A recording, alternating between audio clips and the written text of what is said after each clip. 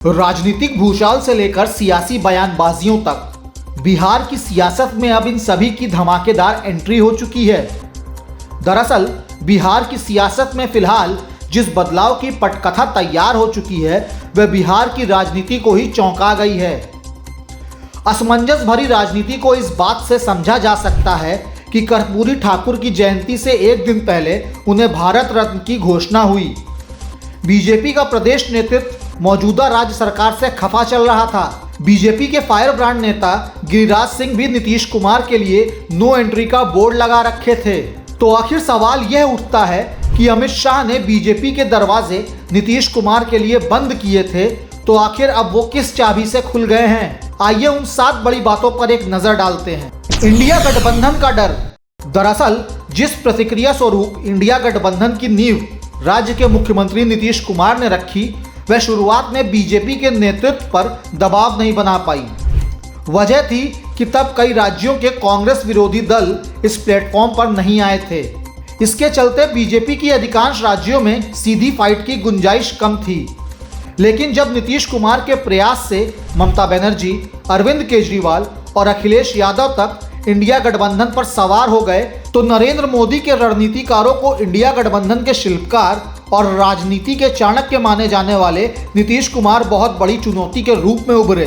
हालांकि इंडिया गठबंधन के शिल्पकार को गठबंधन से खास तवज्जो नहीं मिली और इसी को ध्यान में रखकर बीजेपी को इंडिया गठबंधन को छिन्न भिन्न करने के लिए मिशन नीतीश पर लगना पड़ा। जीत का भरोसा नहीं दिला सका प्रदेश नेतृत्व।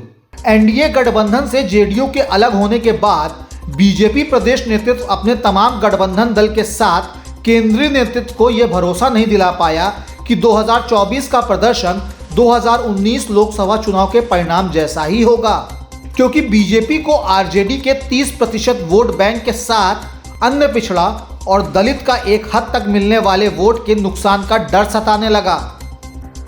राज्य का जातीय सर्वे और आरक्षण के बढ़े प्रतिशत के कारण पिछड़ा और अति पिछड़ा वोट बैंक पर महागठबंधन का रंग चढ़ जाना बीजेपी की परेशानी का कारण बना है और बीजेपी को नुकसान होता साफ दिखाई देने लगा है। 2024 में 25 से 30 सीटों का नुकसान। लोकसभा चुनाव को लेकर किए गए चुनावी सर्वे में दिखाया गया कि एनडीए को बिहार में 25 से 30 सीट का नुकसान हो सकता है। बीजेपी को यह एक बड़ा नुकसान लग रहा था। ऐसे में बीजेपी को नेचुरल अलायंस जेडीयू के साथ की जरूरत दिख रही थी। हिंदी बेल्ट में बीजेपी का सैचुरेशन पॉइंट पर आ जाना। साल 2019 के लोकसभा चुनाव में हिंदी बेल्ट यानी यूपी, बिहार, राजस्थान और मध्य प्रदेश में बीजेपी को करीब करीब सभी सीटें मिल गई थीं। ऐसे में बीजेपी सैचुरेशन पॉइंट पर आ गई थी। इसके चलते भी बीजेपी को जेडीयू की जरूरत महसूस होने लगी थी।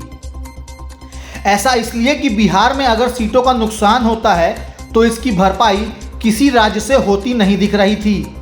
दक्षिण में कांग्रेस के बढ़ते प्रभाव से भी बीजेपी के रणनीतिकार भी परेशान थे। अति पिछड़ा वोट बैंक में सेंधमारी।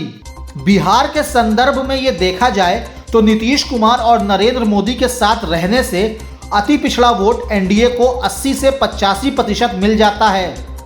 लेकिन साल 2015 के विधानसभा चुनाव में नीतीश के आरजेडी के साथ जाने पर महागठबंधन को 7% और एनडीए को 40% वोट हासिल हो पाया था।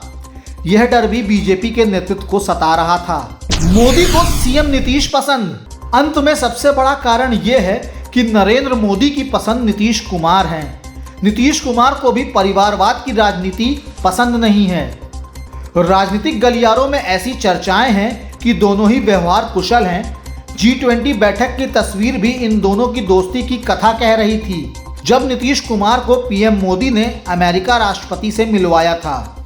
वैसे भी राजनीति में कोई किसी का ना तो स्थायी दुश्मन होता है और ना दोस्त। मिट्टी में मिल जाएंगे या फिर संघ मुक्त भारत का नारा देने वाले नीतीश कुमार जब दूसरी बार बीजेपी की तरफ पलटी मार सकते हैं तो तीसरी बार आना कोई आश्चर्य नहीं। Bureau report, संदेशवाहक।